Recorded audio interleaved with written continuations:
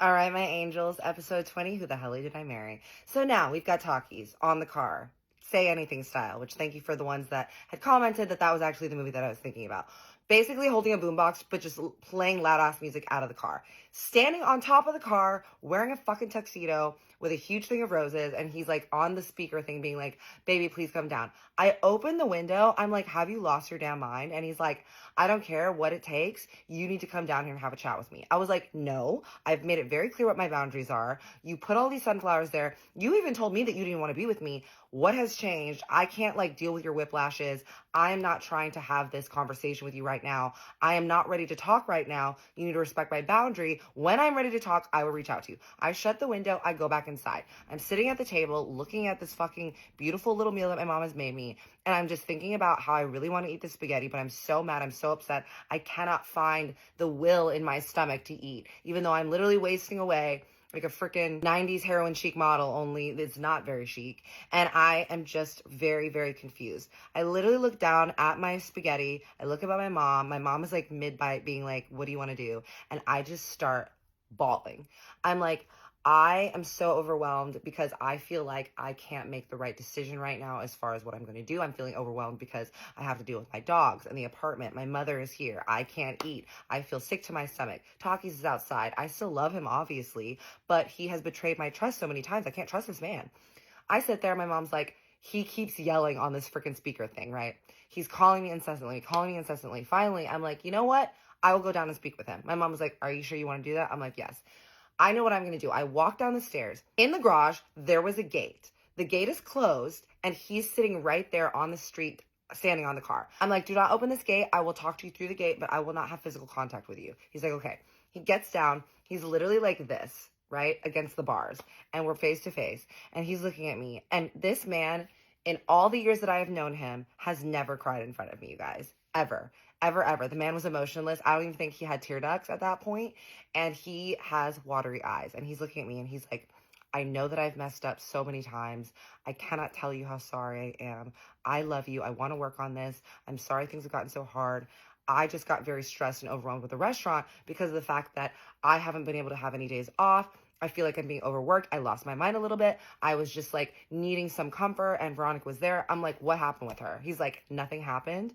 We only kissed. I'm like, I don't believe you. There is no way, there is no way in hell that you were having these texts with this woman saying like, oh, do you wish that we could do whatever we want? You could spend the night. There's no way that nothing insidious had happened. He's like, I swear, Bible, he's like, on your life. I'm like, don't you dare swear on my life. Do not you dare swear on my life, sir. You swear on your own damn life, okay? But don't curse me like that. And he's like, I swear on everyone's life that we know, on our dog's life. I'm like, how dare you swear on our dog's lives? He's like, nothing happened with her. I'm like, oh yeah? And what now? Are you still flirting with her? And he's like, no. He's like, I literally see her at the restaurant. I keep it very professional. I've cut all ties with her in any sort of capacity that is personal or outside work. I promise. I told her that I'm trying to work things out with you. I'm like, how did this all happen? He's like, well, we were working late nights and we just started chatting and I was just really stressed and we were just kind of commiserating over how stressful working at the restaurant, and we just kind of started flirting, and I'm like, you know what? I am not ready to hear this. I'm like, I do not want to speak with you for a few more days. I need to think about what it is that I need to do to take care of myself. I don't feel safe with you. I don't feel like I can trust you. Either way, I need space and I need time to think. Can you do this for me? He's like, absolutely. He's like, in the meantime, I want you to know that I will be thinking about you and all I'm going to be doing is trying to get you back and win you back. I'm like, are you just doing this because you want your green card? He was like, absolutely not. He's like, are you kidding me? I can still get the green card now, but I just want to make sure that I don't lose the love of my life. And he literally had his little water gas tears, very performative male. And I was like, okay, well, I will come to you when I'm ready, like I said. But until then, he's like, until then, I'm just going to be loving you from afar. I'm like, sure. He gets in his car. He fucking drives away in his stupid ass little tuxedo. The next couple of days, this man is sending me flowers every day, my favorite donuts from my favorite donut shop, showing up at the door. He sent me a bunch of skincare from Sephora that I liked. He sent me a breakfast burrito from the breakfast burrito place, Just Egg, that I really loved, every other morning.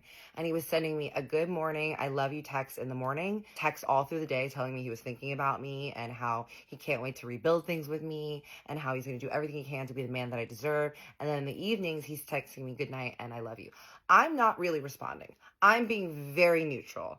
I have decided that this man is untrustworthy, but there was about a 5% part of me that was like, I still love him. What am I doing? I know what you're thinking. Don't worry. It's okay. Because that 5% of doubt got erased immediately after about 4 or 5 days. So I had sent this text to my friend. So I decided to send my mom home. I was like, I really need to know what it would be like to be alone. I was sending this to my friend Maddie. And she was like, you're a powerhouse. You need a week to yourself. I'm like, my mom literally rubbed my head for 2 hours last night while I screamed and cried. And she was like, you need to sort out your thoughts and emotions, what you can do to deal with him in general and your life and your career, but you're going to just be fine. I was realizing that a big part of the reason that I was having a hard time letting go, and I think this is what happens to a lot of women, is that I hadn't been used to being alone for a few years now. I had lived with this man for a few years, and I was thinking, like, how am I going to survive this when I've built this life with this person? So I told my friend I need to send my mom home, and thank God for my friend Maddie. Like, if you are going through something like this, lean on your people, your girlfriends, or your tribe. Like, there is nothing like the women in your life to help you and uplift you. My friend Maddie, who is a boss bitch, she runs 3 companies. She has a business degree and a law degree just because she wants to. And she runs a nonprofit and also her own business, helping girls learn how to use computers and be really good at coding. And every single day she texted me. She was literally moving to Nashville and it was so traumatizing for me. But she would send me texts like this all the day. Like, she'd be like, just an idiot, Kat, you're going to do so well. Keep focused. I know there will be days of hurt and there will be days of anger and crying, but there will be amazing days that will allow you to grow. And she was like, you are strong. You do not need this man. Think about what it is you want. Think about doing your life. Think about doing the things that make you happy and recenter yourself. And that woman got me through this whole damn thing. This was probably day 5 after he'd come with his like theatrical ass doing his whole little say anything bit. I go out with my friends to the neighborhood, to the Abbey with my gays, because Sierra was playing like a little like reunion show at the Abbey. We love Sierra and we were very excited. So we were like, let's go see this queen perform. We go, I am wearing a purple tube top and a matching like lavender silk skirt, white heels, and I was wearing my hair in this really, really cute Pamela Anderson, like messy top cascading updo thing. It was a slay. My queens in the WeHo loved it. We go, my friend and I are like, we need to just fuck ass these men because he was also going through a breakup. And we were just downing shots and just having a great time. We get turned up, right? And I am like, woo! And my friend's like, hey, what do you want to do? I'm like, I kind of want to do a drive-by on Takis. He's been texting me nonstop being like, I miss you, I love you, and I want to see if he's actually been loyal and like what he's been doing.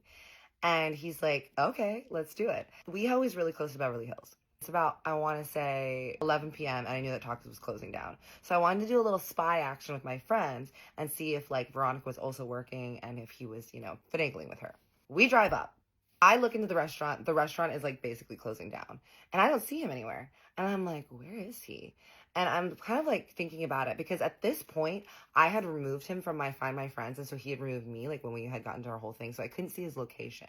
I had a very bad feeling at that point. I was like, what if he's at Wally's? And what if he's with Veronica? Because Wally's is right there. And a lot of them would go get drinks after.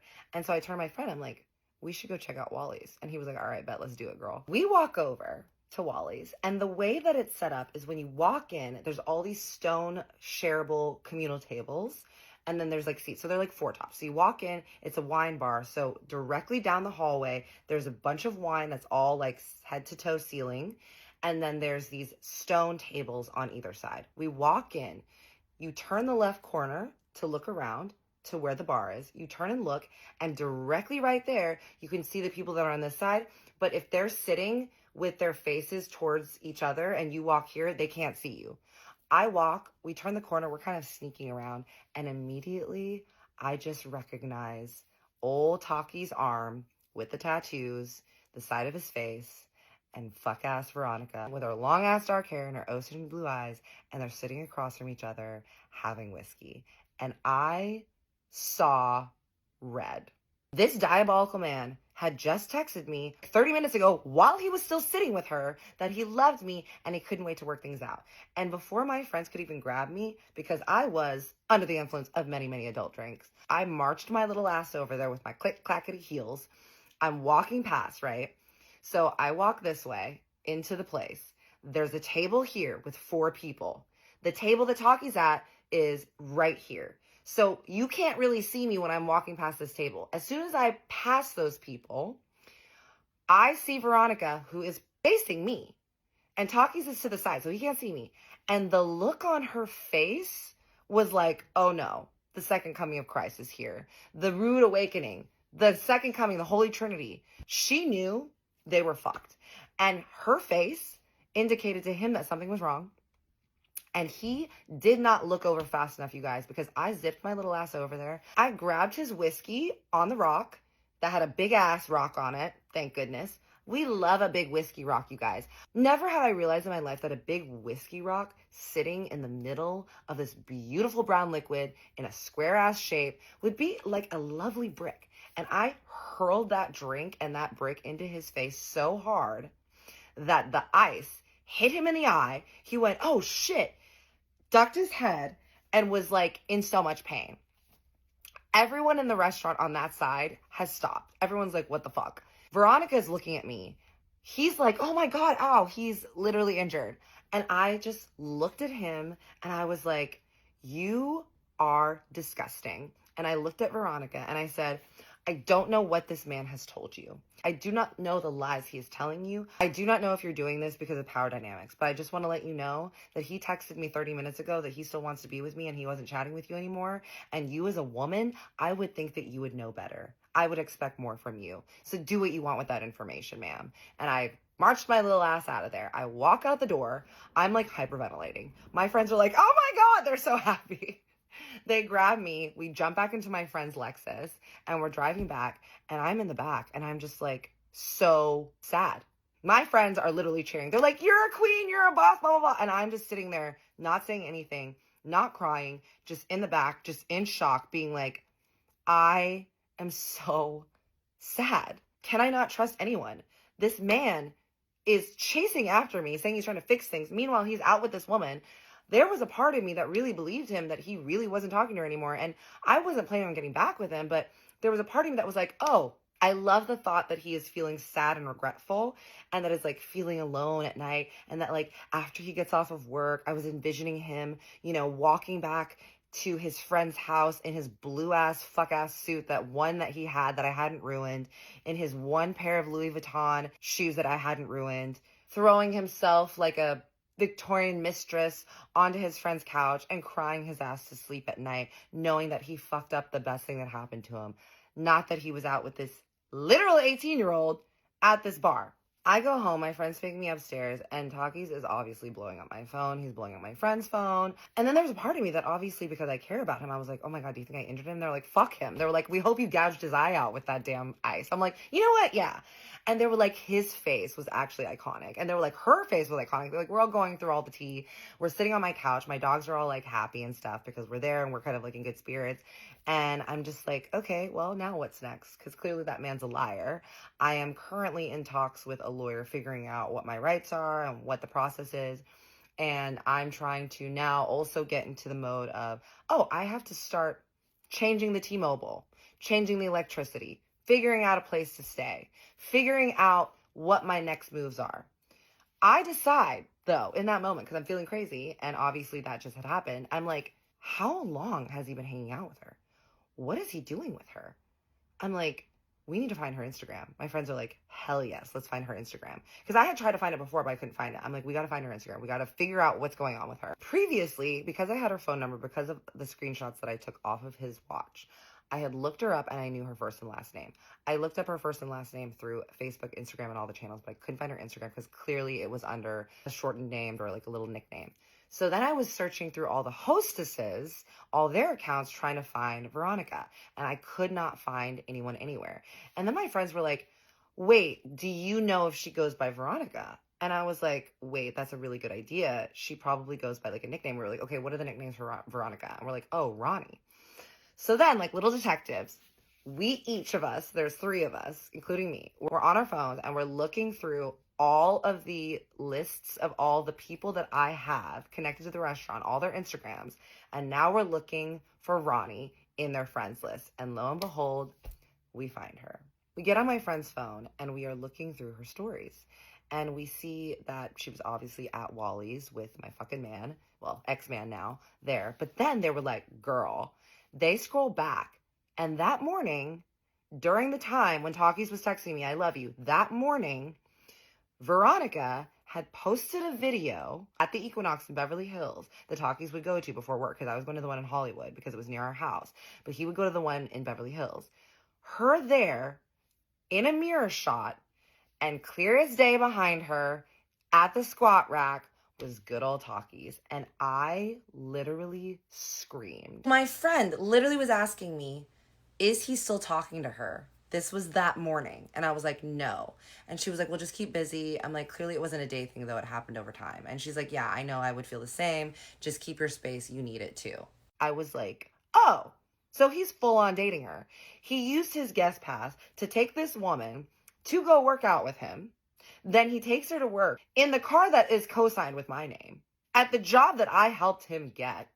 And then afterwards, he is going and spending the money that I helped him make in the country that I helped him stay in, wearing the suit that I picked out for him, drinking the whiskey that I had taught him how to drink because he never used to like whiskey, and I'm the one that turned him onto it because Texas girl, I was beside myself. We're sitting there, I'm losing my shit. All of a sudden, I hear the sound of feet coming down the hallway. Now, usually I would have heard the garage door opening below, but we were playing music and I was being loud, obviously screaming, because I was so upset. And I hear feet, and I just had this feeling that I knew it was Talkies. I could not get up to put the chain on fast enough because I was about to get up, I was turning, and the door flies open, and there he is in all his glory, holding a towel over his eye, looking at me, and he's like, I can explain, but what the hell is wrong with you? And I turned, and my gaze, literally, they got into a formation. They got in front of me, and they were like, Talkies, if you step foot in this house, we're going to gouge out that other eye of yours because you are not coming near her. Yes, guys. Shit is getting realer and realer. Episode 21. What's going on with Talkie's eye? What do I do about Talkie's job? And where else are we going? And how did I take care of myself? If any of you have gone through this, I'm so sorry. I'm here for you. I love you. But look, I got through it, and now I'm thriving. And you can too, baby. I love you. I see you. Big hug, big kiss.